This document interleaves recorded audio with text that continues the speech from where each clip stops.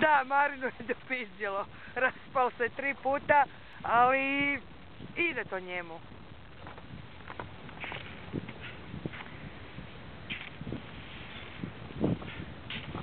Da još 3 puta ono proba, mislim da bi naučio.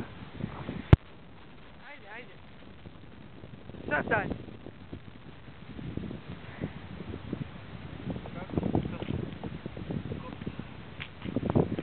Ti ćeš pješke dolje?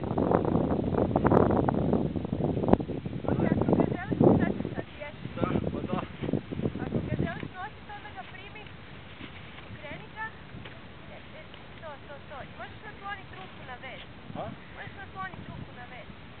Na ovaj predice. Da ti visi prema iza.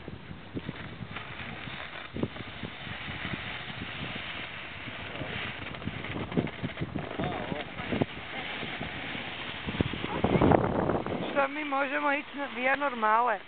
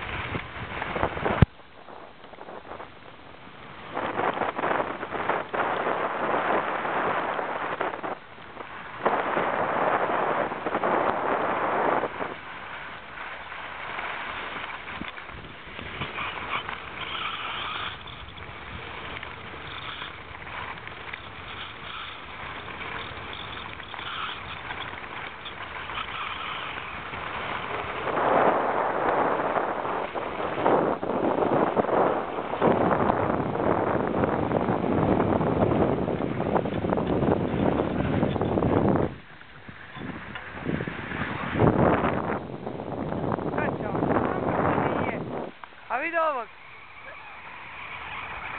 Nu!